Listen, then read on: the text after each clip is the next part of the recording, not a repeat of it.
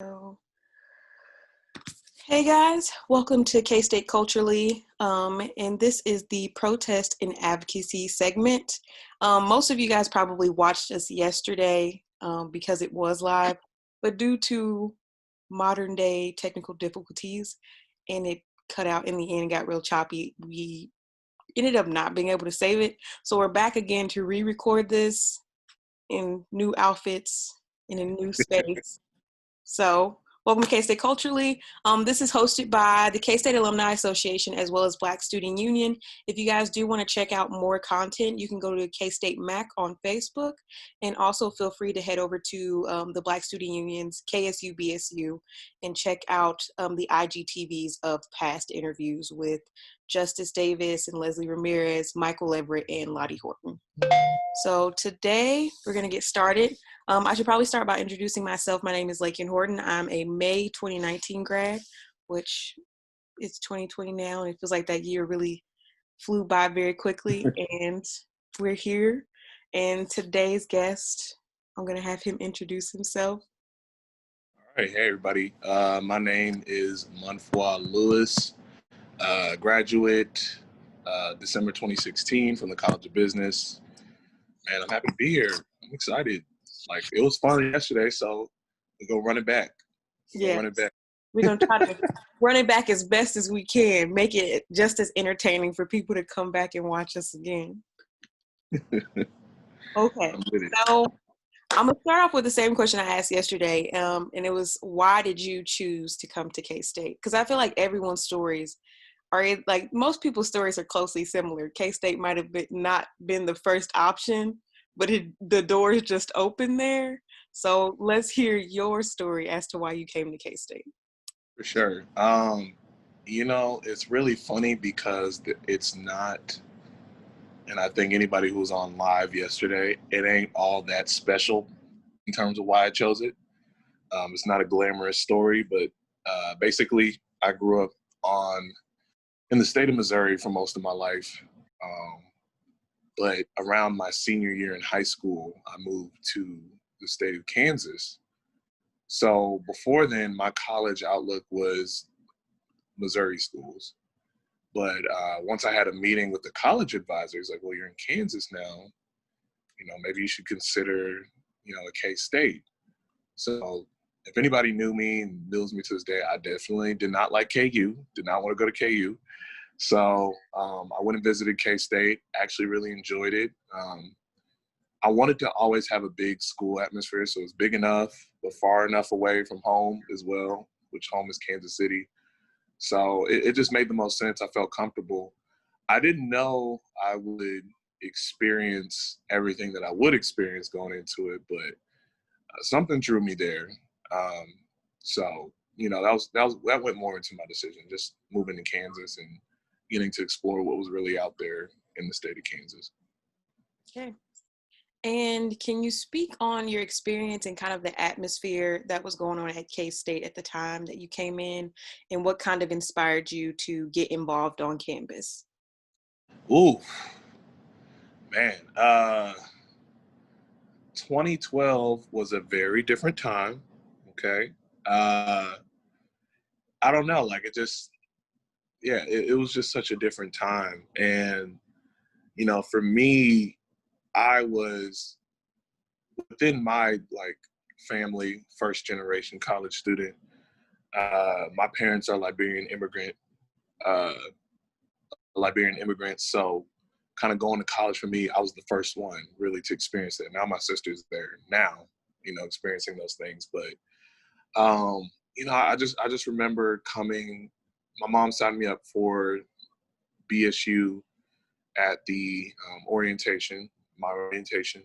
So then I remember going to the first meeting, and I was just incredibly intimidated. I was like, oh my goodness, little, smaller, skinny 18-year-old Muenfua. I think I sat in the front too. I was like the first one there. First of all, I did not, understand that I didn't have to be the first one there. I was literally like the first one there. So I remember sitting in the front, and the executive board kind of presented to everybody. I remember all these people were coming. I'm like, oh my goodness. And the executive board just looks so professional. And I think Dr. Gordon, the former um, chief diversity officer, I was like, whoa, okay. Like, this is intimidating. Like, I came from an environment where I didn't have to be excellent in terms of a leader. So seeing all of this Black excellence in front of me, all of these well-established leaders, super professional, like students, I was intimidated. And they look grown. Like, these folks looked like they had jobs, and I look like I should have a summer job. So yeah, that, I was intimidated at first, but I would sporadically go to meetings throughout my first semester of my freshman year. I was like casually involved with the freshman action team. But then and we kind of joked about this yesterday. I feel like every Black student goes through that period when they go to college, they get woke, they wake up.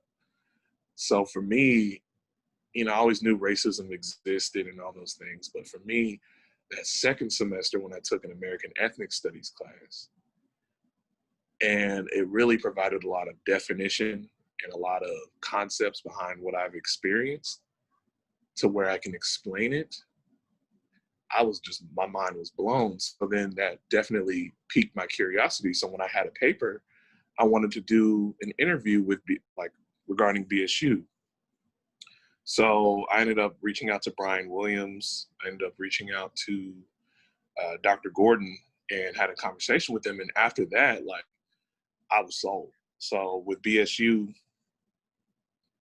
after all that, I turned into a very committed general body member. I would volunteer what I could. Then that turned into an executive board role as the educational programs director. And then that turned into the presidential role my fourth year at KState. So it was just a crescendo, but those conversations really helped open the doors, doing the extra readings. And then over time, I really, got great mentorship from the likes of the legendary Brandon L. Clark, Brian Williams, Jessica Elmore, Kedrick Elmore. There's just so many different people that taught me so many different things. But like, once I took that class and really started to think about my experiences growing up and what I faced in my other years of school and even at KState, that's really what got me like inspired and ready to get involved. And I learned a lot. Like, I was ready, especially after that first, like, when anybody can relate, when you first like learn what you learn, oh, you ready to burn stuff down. You ready to have debates. Like, I was the debate king. Like, I was ready. Like, let's go. Like, I'm ready for war. So, that's what really inspired me, though. Yeah. I gotta say I agree though, because I definitely remember having that first American Ethnic Studies class, like the first semester of college, and she talked. I think my favorite word was microaggressions.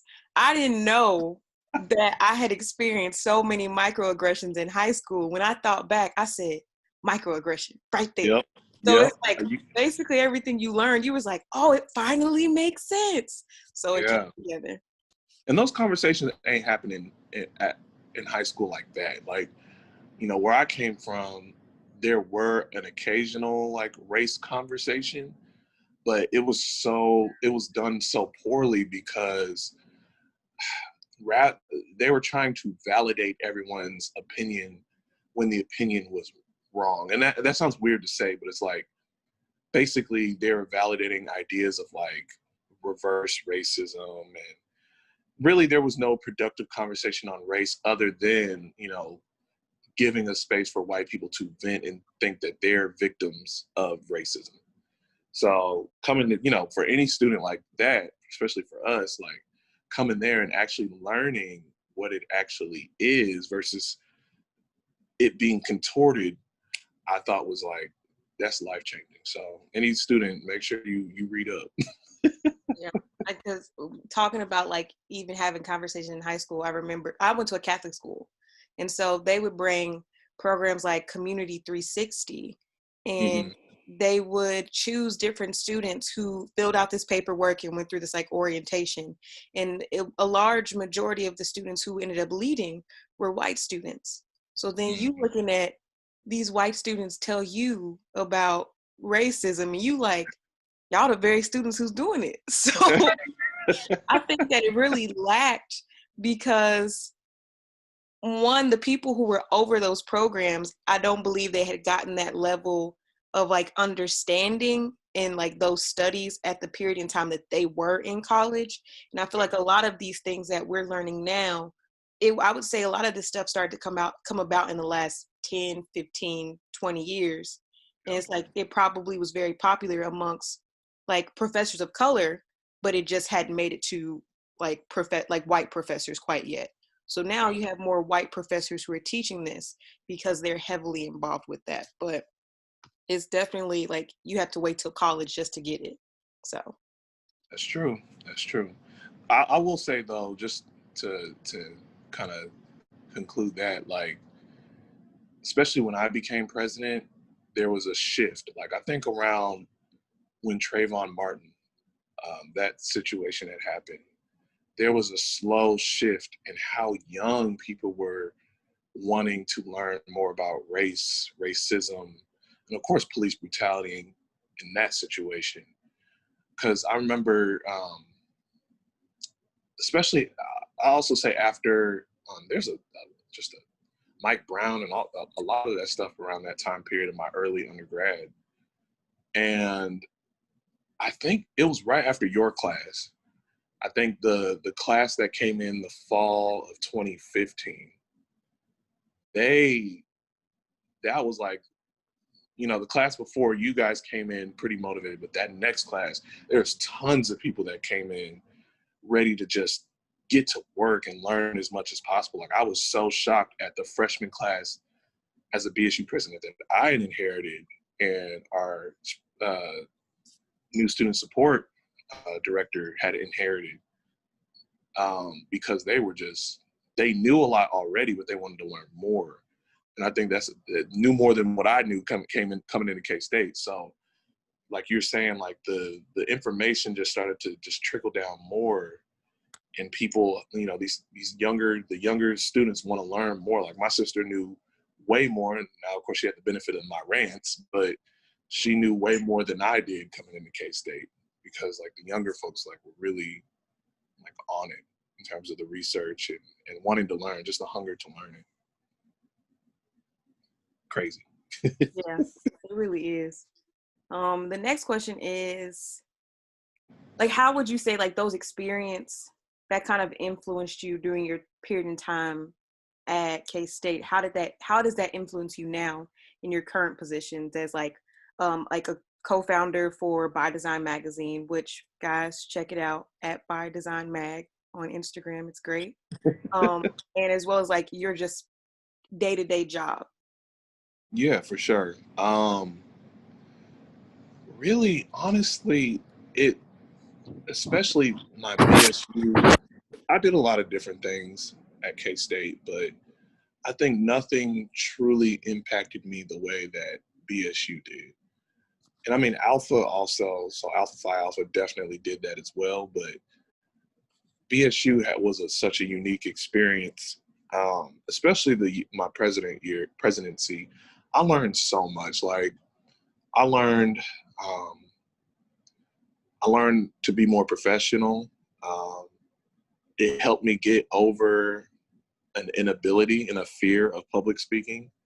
Like if y'all would have saw me prior to that year, it was miserable. Quick story. I remember like me being educational programs director, they had me public speak, like they had me like give like a quick spiel, that first meeting. And I was so nervous. I was reading off my iPad and I kept looking towards the screen that was behind me, thinking like I'm reading off a PowerPoint. What made it more embarrassing is the screen was empty and I kept looking back at it. And people were like, what is he looking at? And I did not know I did that until after the fact. So I came a long way through the presidency. So public speaking definitely improved. I learned how to delegate. I learned how important leadership was, how important buy-in is. I learned an important lesson on diplomacy. I came in, especially when I started reading, probably coming into the executive board, my first go around in the executive board, me and Justice, who was the president before me, oh my goodness, we would have the most rants ever. Like, we was ready. Like, I was ready to burn it down. Like, let's do it. But and not to say my values necessarily changed, but I learned that a lot of the work and the change in the movement has to be done behind the scenes in the meetings. And you have to learn how to speak multiple languages. That's unfortunately what we have to learn as Black people trying to make change. Like, you have to be able to speak a certain way, and not in the way of like respectability, but speak a way that gets you what you need, if that makes sense, without compromising your beliefs. And I learned so much of that, which translated so well into corporate. Um, corporate was exhausting. I was already kind of dreading it going into, or like getting ready to graduate, but nothing came as a surprise. The microaggressions, some of the glass ceilings, they kind of, I think my job was just, they're always impressed with what I'm able to handle, what I'm able to take on. And I'm thankful to have had a stable job during this time. But their expectations being at a certain level was because what. But anyway, it definitely translated there. But then with By Design, I didn't start, that being a magazine, especially geared towards creative people and Black creative people. I didn't start really actually like executing creative ideas really until that year I was president as well. Like, I picked up a camera just to like find an excuse to take pictures and capture stuff for BSU. But that turned into wanting to shoot concepts and pulling friends and everybody to come shoot with us. So then, of course, my love for creativity, and then also what I'm doing with BSU, it just always aligned. So I was like, okay, well, no matter what, it's a no-brainer. I'm going to create dope things and tell our stories as Black people. So, my experiences with BSU in terms of the technical skills, also just the love of culture and storytelling, but storytelling to the level of like really pushing the conversation forward for Black people in terms of just like really diving into concepts and ideas, but even the intricacies of Blackness, that stems from BSU as well. Like the desire to want to do that, the desire to want to create something on my own. Well, not my own, but with my co-founders, like that, BSU was a big part of that. Like BSU gave me the confidence to say, you know what, ain't nothing out here in Kansas City quite like this. Let's build it. You know what I mean? And build it to where we can create spaces where Black people, specifically even Black creative people, feel comfortable, they have fun. And when we started our events in 2018, it wasn't like a brand new concept, but people were looking at us kind of crazy. Like, okay, you expect us to come take pictures, hang out, drink mimosas of age, and listen to R&B music? Y'all playing a Tribe Called Quest on your play? Like, what's going on here? To now, our most recent event back in 2019, at the end of 2019, Saturday Market, it wasn't even so much selling people on the idea that those type of events exist, but really taking it to another level, which that was dope too. We had, well over 300 people attend. So like, yeah, like BSU gave me the confidence. That experience was valuable. And with any student, anything that you learn from being in that environment can translate to just about anything. And you can really do some amazing stuff with those things that you learn. And I had like a really great village throughout my time at KState that really helped me learn as much as possible and soak it in. And I know that you had spoke about like getting creative and everything, and so I understand, like you had said yesterday, that like taking photos was kind of your mental health outlet, and Mm-hmm. also like working for By Design. I know this next issue that's coming up, you guys are kind of talking about the creative process while also maintaining like mental health with civil unrest and all of these different things going on. So like kind of like during that period in time at K-State, I at least remember the year that I think the blackface incident happened over Snapchat on top of K-State Cool Kids. and then it might have been the car incident. And I think it happened all at once because I believe that was what inspired KS Unite, that everyone loves oh so much. Oh But man.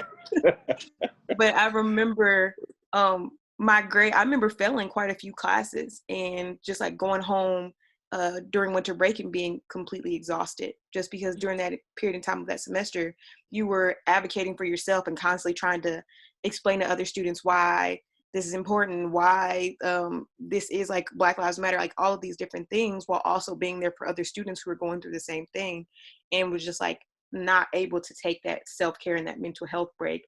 So can you kind of speak on the importance of mental health while also being an activist? Yeah, for sure. I think, unfortunately, as Black people, we have to take on more than what we should bear. The fight for our freedom is a difficult one, but it's a necessary one. Um, so for me, I mean, I really struggled with balance when I was president. I didn't have, and that's the struggle, especially for Black students, because we can't just come in to campus and kind of be like our white counterparts. We don't have to worry about much. Like the job search isn't necessarily in our favor systemically. Academia, like the classroom isn't always in our favor. Just the climate isn't always in our favor. So like we're up against so much. Like we have to be a student. That was really one of the things I used to advocate for a lot. Like, because I was going through it myself. Like I have to be a student, which is already difficult enough. I was in finance, and there wasn't much of us at all, and there wasn't much support for us at all.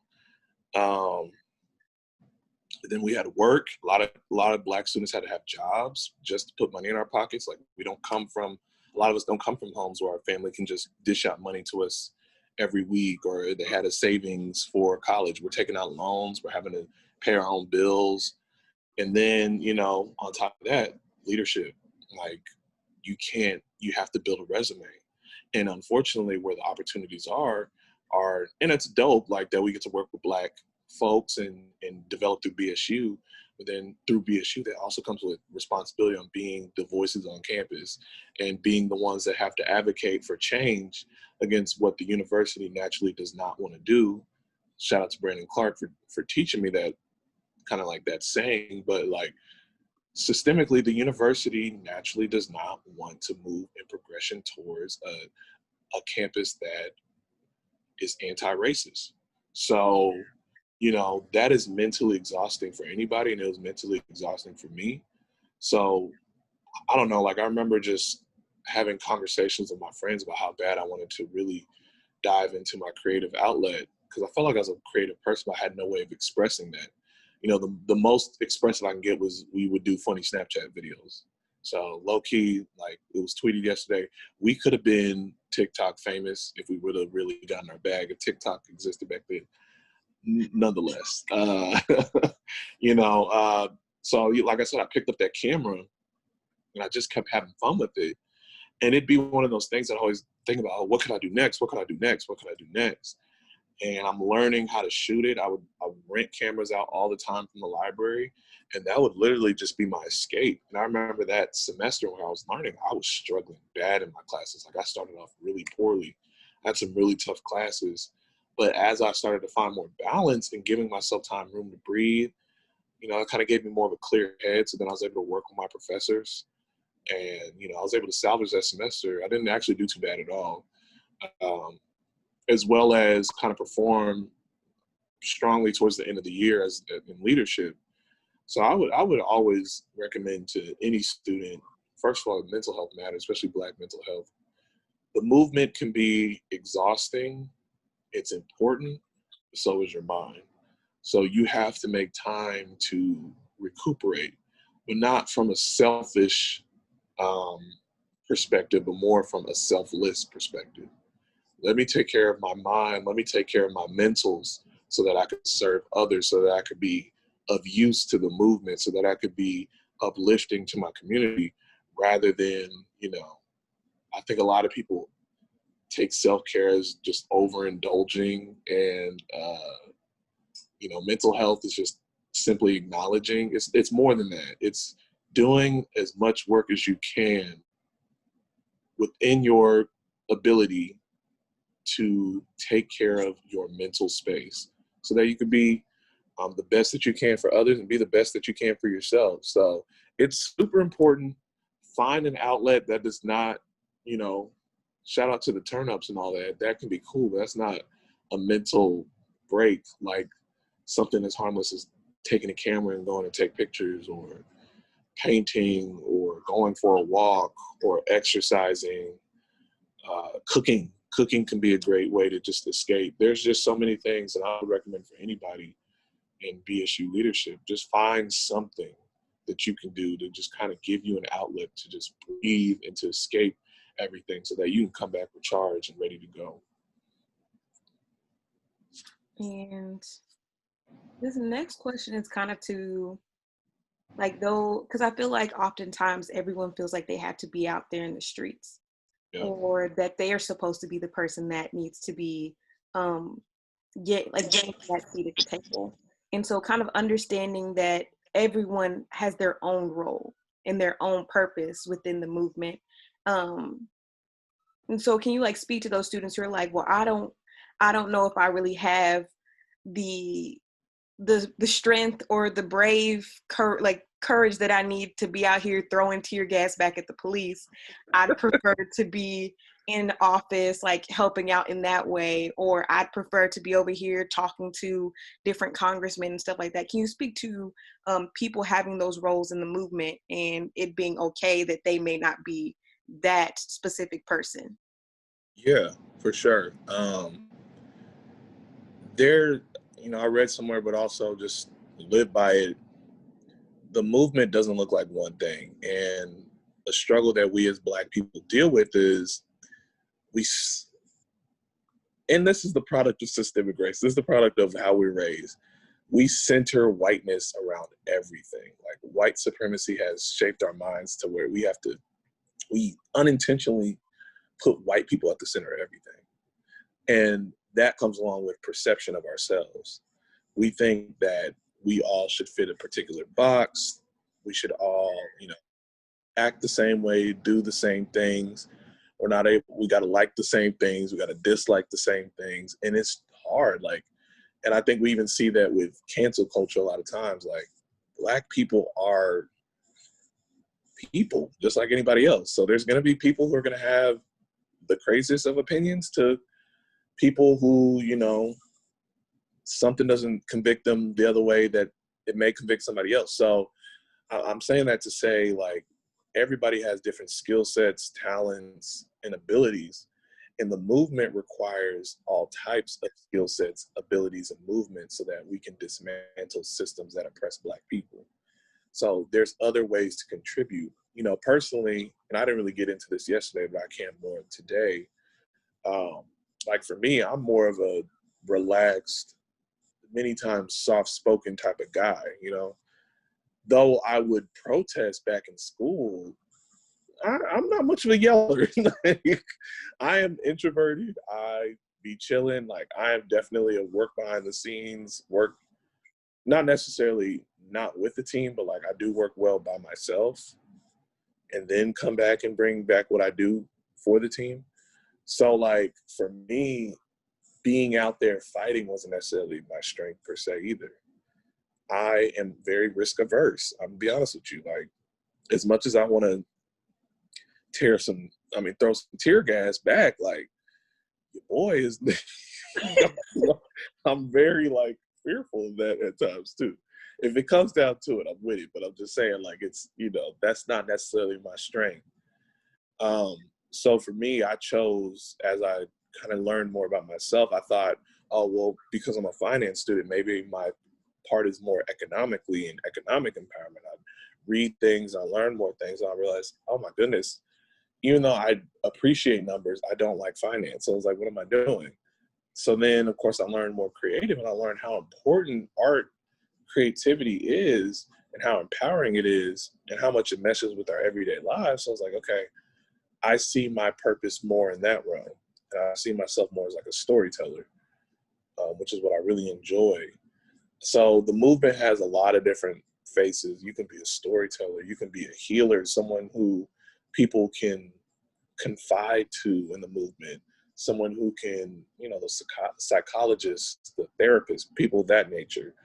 Um, there are those that are out in the front lines protesting. There are those who are just strategically brilliant. They can, let's build the plans, let's reimagine what things could look like. Let's, you know, work on the legislation. Let's lobby. You know, there's so many different talents and important skills that as Black people we need. So if you're not necessarily out in the front lines, support those that are doing it. But, you know, don't guilt yourself to the point where you almost take yourself out of the movement. The movement is always ongoing. Even if the protests slow down, there's more protests to happen. And like I said, I learned a lot of the work I was doing was outside of the protests. It was in the meetings. Like, that's where a lot, like, let's be honest, when I was in BSU, you know, my 4.5 years at KState, we protested maybe 4 or 5 times, maybe, if that. A lot of the change and work was done in the meetings. So, you know, I'd say to anybody, like, find where you fit in and plug in. Like, and I promise you, there's probably someone in your space that's doing something amazing. So learn from that person, but plug in where you can, because we need everybody to do different things. Okay. And I'm going to jump into some of the questions that were asked yesterday by the viewers.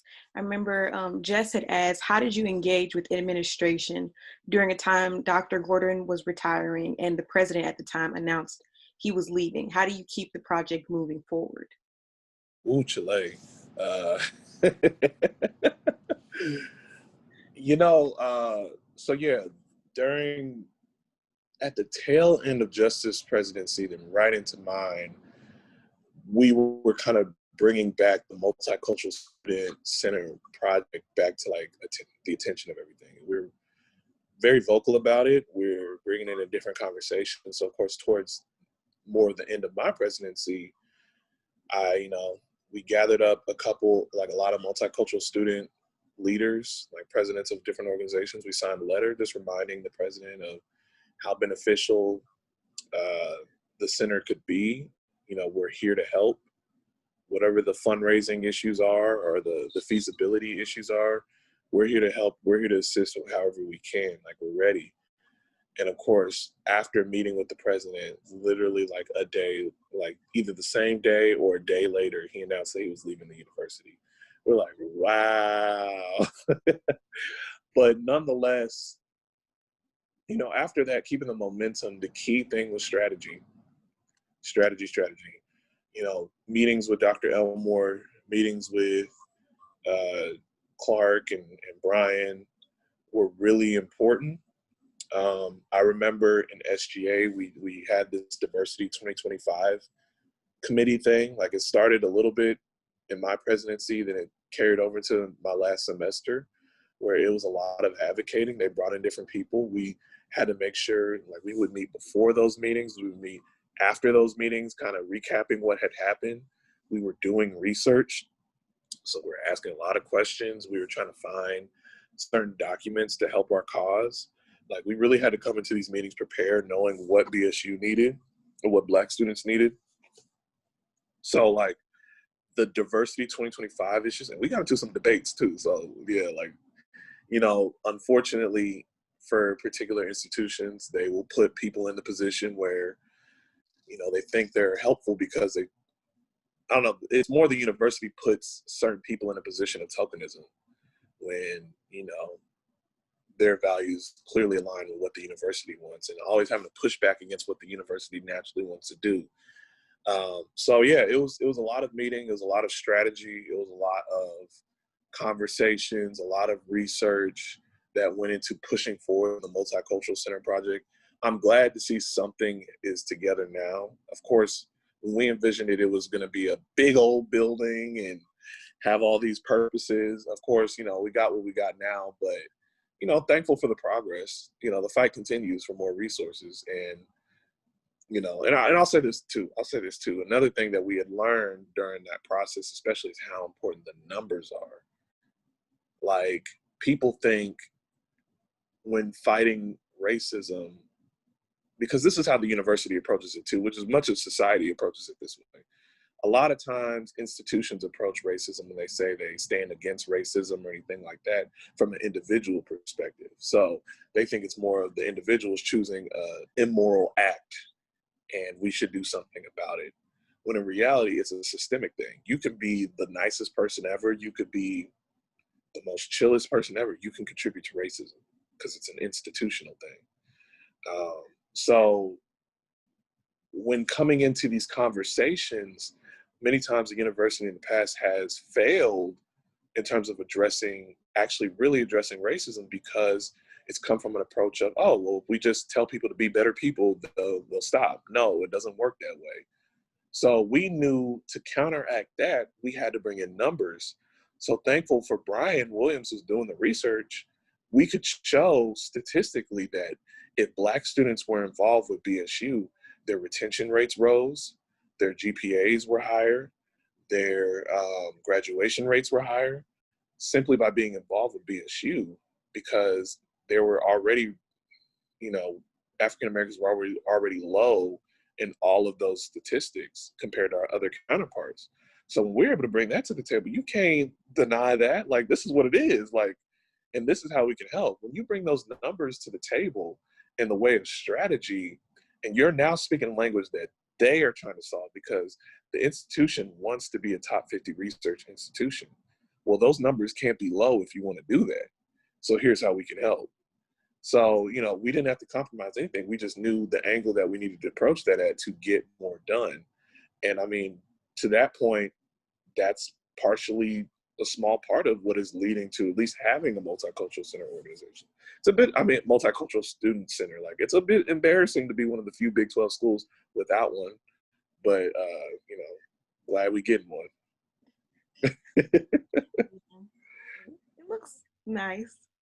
You did a good job on it. I mean, we got something, hopefully we can continue to, build up and get better. So that's on the university. We'll sprinkle the cash out there. Yeah, we got something. It's progress. The next question is, during your presidency, because you had talked about how you had worked with SGA and some of the leaders of the other multicultural organizations, but during your presidency, like working with other student groups and spaces, how was that experience, and why was that so important to do?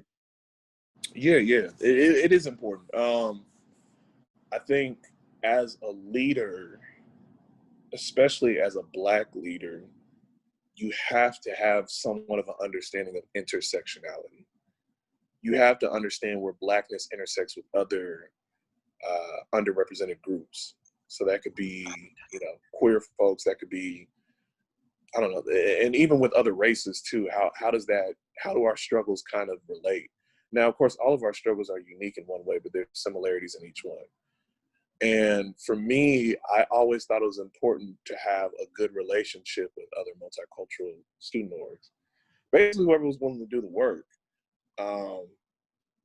I never tried to impose myself or try to force things with anybody. It was more or less just like, we cool. Like, I was really good friends. We haven't talked to him, but that's the homie to this day. But I was really good friends with Halo president at the time, Denise.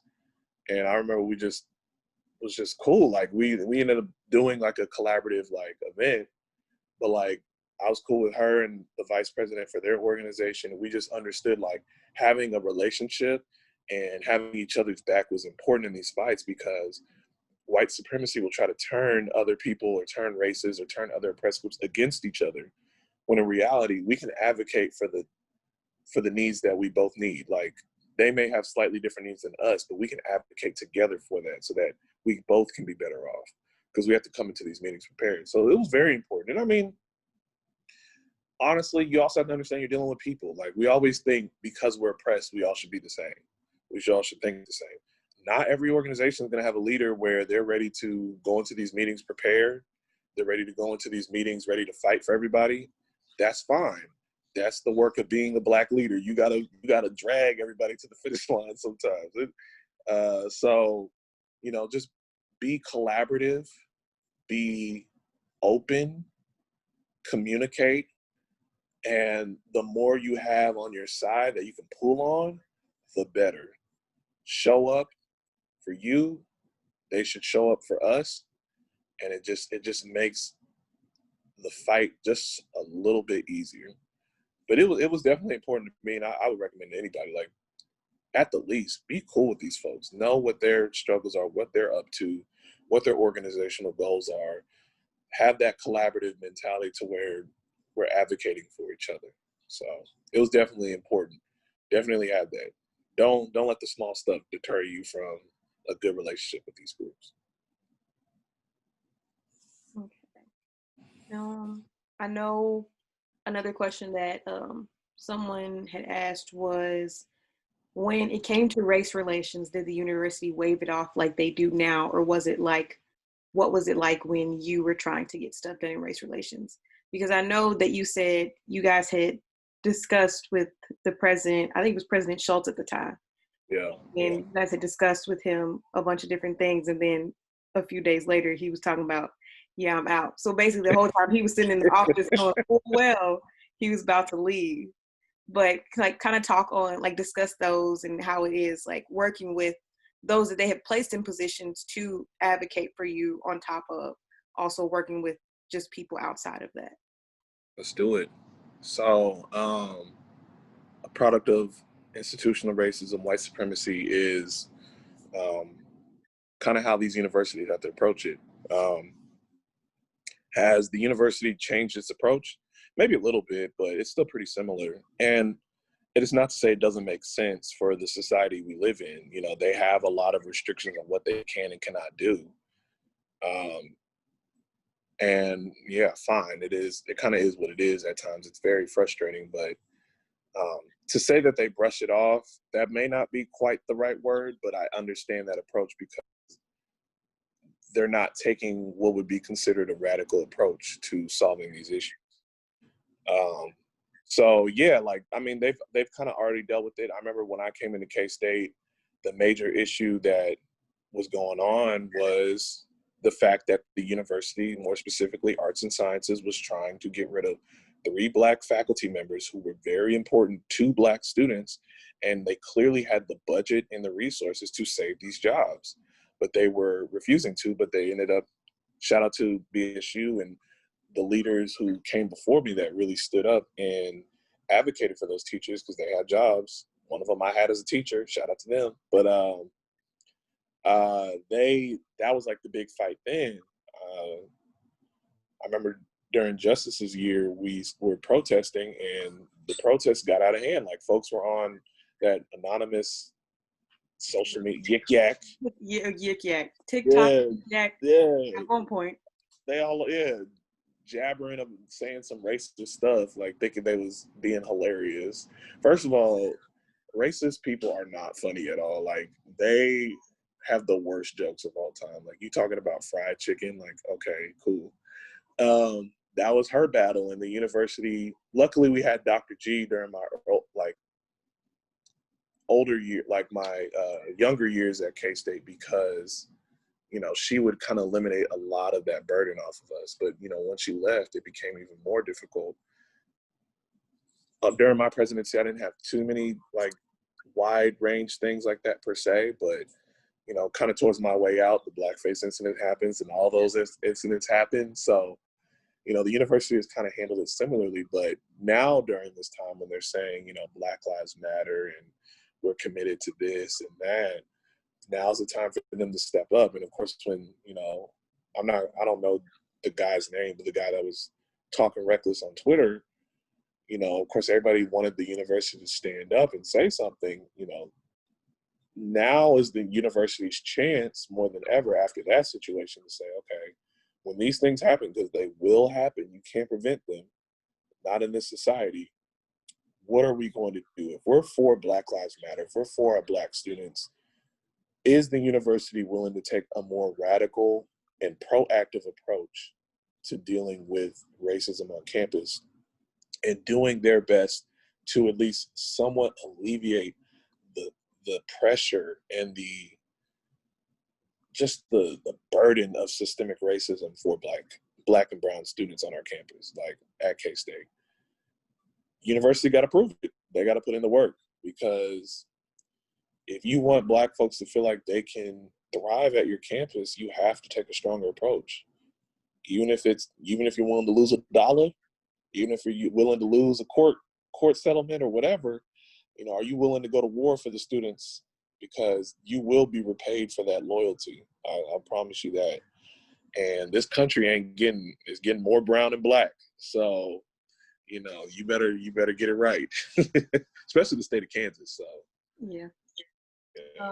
Kind of speaking on, I can't remember that student's name, which is probably like his name is not. He don't need no recognition. Yeah, he don't. But it kind of influenced a movement within K-State athletics, at least the athletes and some of the coaches. I wouldn't say administration. I believe that they were forced to do something because of their athletes. But I know Delshay had made a comment yesterday about that. And so just wanted us to kind of share our thoughts on like them staying the course, even when it gets hard, and the stance that they have taken. They've received some backlash from a lot of fans. And I mean, we expect that, especially with the area that we're in, the fans that do come to those games. I don't even want to say donors, but like basically people who often feel like they support that team. They're not looking for those politics. So what would you share with students, those student athletes, on staying the course, even when it gets hard, even when all of those people are constantly beating down on you, telling you that you're wrong and that you should feel lucky, kind of thing? Well, it's tough because, especially from an athletic perspective, at least from what I can understand, I don't know where the education level is in terms of race. All you have is your experience and what you see. For us, we at least have the privilege to have enough time to try to get some reading in, take even more classes on race. I don't know what that is, but I would say the struggle is always going to be an uphill battle. You took a stance to not be. It's not about being liked. It's more about the progress. And I definitely appreciated the stance that they took regarding that. And you just have to stay the course. You have to understand where your support is. And for us, when we were going we felt like it was a war zone going into class. Like, for me, like, we'd be dressed up for my fraternity on Tuesdays, and boy, I get the evilest glares. Like, I'm not like, dang, I can't wear a bow tie in class. Like, what's going on? But that's kind of just the nature of society. And I would say, one, they should take this moment as they speak, as their platform continues to elevate, to educate themselves, because in this time it is dangerous to not be educating yourself, to not speak to people that are a bit more knowledgeable of how to explain what's going on and what should we be advocating. Even for me, when I was in a leadership position, I always had to learn more, because it's like, what's bad, what's right from wrong, but what do we turn that into? Like, how do we turn that into something that is actually feasible for people? That's even a struggle to this day with By Design. When the demonstrations and all these things were happening, we've never been a very reactive brand, but we always express our Blackness and how we feel through the art that we make. And we took the time away to say, we're going to really just think this through and learn as much, not even just learn, like, but really reflect on what we're seeing here and create something dope. So I would say for the athletes, like, one, educate yourself as much as possible. Do not waste that platform that you're going to be given. Do not spew some nonsense rhetoric about, this and that. And then number two, find community within yourselves. Like, really stay in that support. For me, even though it got exhausting, not everybody like us, where we want the smoke. Sometimes you just want to mind your business and go about what you're doing.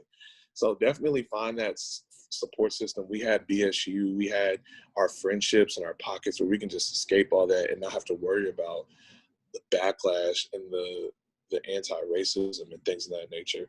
And then also start with the strategy. I'm always going to emphasize that. You have to be strategic. If you're going to take a stand, okay, how do you seize that opportunity? I learned that especially at KState, like how important it is to take a look at the moment and get what you need for our community out of that.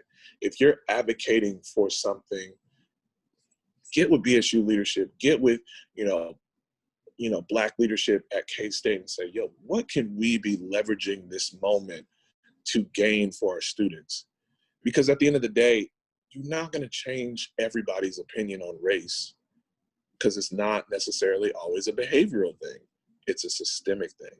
So how can you chip away at the systemic barriers, institutional just racism that just bleeds on this campus, but bleeds on every campus? How can we use this moment to gain more resources, more knowledge, more understanding for our Black students, for our Black and brown students? So those would be my main things. Like, just stay the course. If you can deal with the hate that comes from an away team, you can deal with the hate that comes from home.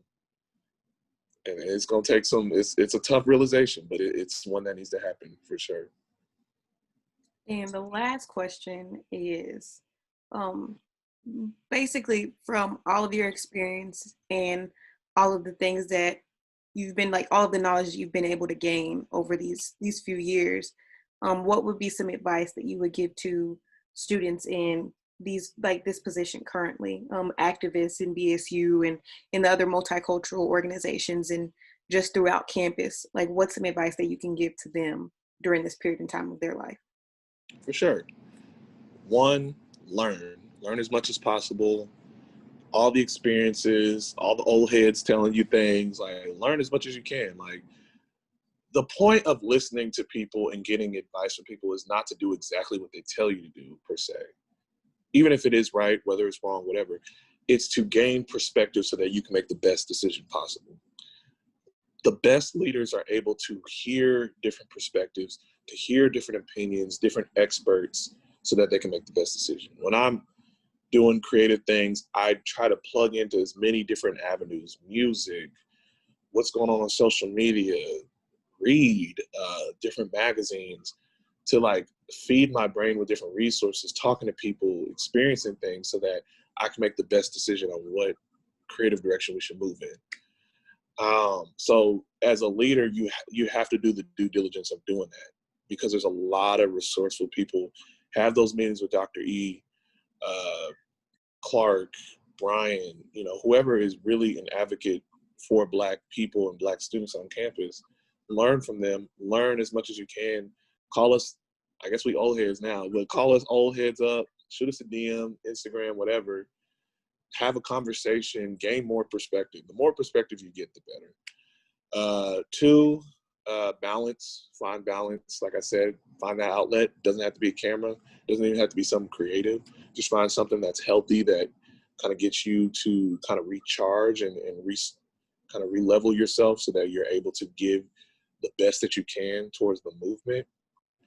And I think the third thing is keep being dope. Like, I love what BSU's doing with the it's like something small, but this is just me. I love the flyers. I love some of the concepts of the meetings. Just continue to just be creative. Creativity isn't just limited to just artistry. So you don't have to be a photographer. You don't have to be a painter. You don't have to be a writer. You don't have to be a musician. There's ways to be creative. Creative plays a part in everything. Black people, we need to uplift and empower our creatives. And that means, like, whether you're in engineering, architecture, a science field, creative people exist in all fields. Accounting, yes, there are creative people in accounting. That creativity is important, because as Black people, we have to move past the same old tired talking points and really push ourselves to reimagine what society should look like.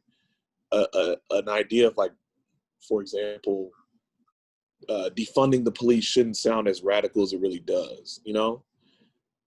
These should be common talking points. And what does that actually look like? And diving deep into that, creative problem solving is always going to get you somewhere. That's what we had to do when I was president. Like, we had to find creative ways to get into these rooms, to advocate for what we needed so that things could hopefully get done. So don't embrace creativity, man. Be dope. Like, we got swag. We got all this stuff. Like, the world's trying to copy us, So, be that. Be dope. Be fly. Walk up on campus, get your confidence up. Feel yourself. Like, we used to love getting dressed up and throwing on the loafers. And, hey, man, like, that's not a tied bow tie. You out here wearing a pre-tied bow tie, dog? Like, you don't do that. So, like, enjoy, revel in culture, be the culture so that you can influence others to think outside the box and push the movement and push us forward. Excellent. Thank you so much, Alan, for those gems.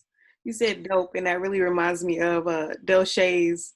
It was like the theme of her year. It was like young, black, and dope, defeating odds and pushing efforts. I don't know why. That will forever stay in my mind. So shout out to Del Shay for that one. But that is the end of this KState culturally protest and advocacy segment. Guys, if you want to see more info, gain more content, see more information, check out KState Mac on Facebook. Also, feel free to check out KSU BSU and see everything that the Black Student Union has got going on, as well as the KState Alumni Association. And we will see you next. We actually, by the time this is posted, you guys will probably be looking forward to tomorrow, which will be Deja with hair. So that should be an exciting topic. So have a great rest of your day, guys. All right, y'all. Appreciate y'all having me.